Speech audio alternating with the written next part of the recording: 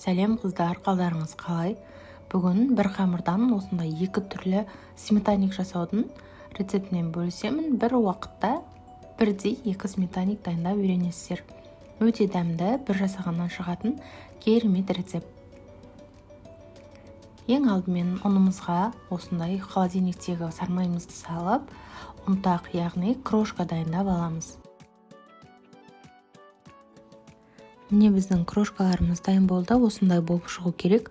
Енді бөлек ыдысқа жұмыртқа мен қантты жақсылап араластырып аламыз. Қанты кішкене ерігенше араласқан дұрыс.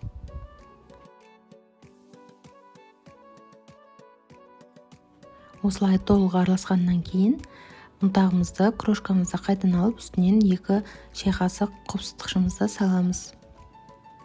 Қолыңызбен кішкене араластырып жіберіңіз, арасына сіңіп кетсін. Содан кейін жаңағы жұмыртқалы массамызды үстінен құйып, жақсылап жұмсақ етіп қамыр илейміз.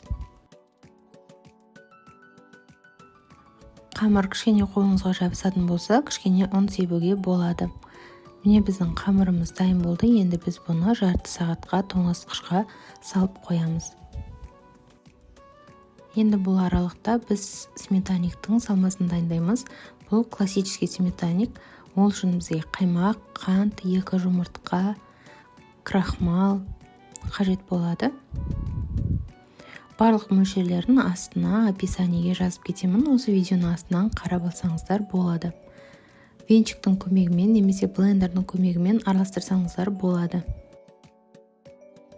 Біздің классикалық сметанигіміз дайын. Осылай барлығын бірден қосып араластырсаңыздар жеткілікті. Енді шоколадный сметаник дайындаймыз. Ол үшін бізге Қазақстан шоколады керек болады. Шоколадный сметаниктің салмасын дайындауды бастаймыз. Ол үшін бізге қаймақ, қант, 2 жұмыртқа, крахмал керек болады. Осы 4 ингредиентті жақсылап араластырып аламыз. Содан соң жаңағы шоколадымызды водяной баняда жақсылап ерітіп, үстіне құямыз және үстінен какао салатын боламыз. Міндетті түрде шоколадты водяной баняда ертіңіздер. Микроволновкада дұрыс ерімейді, шоколадтарыңыз қатып қалуы мүмкін. Осылай барлығын салып, жақсылап араластырамыз. Шоколадный сметаниктің салмасы дайын болды. Енді тоңазытқыштағы қамырымызды аламызды теңдей 2 бөлікке бөлеміз. Осылай формаға әдемілеп жайғап шығамыз.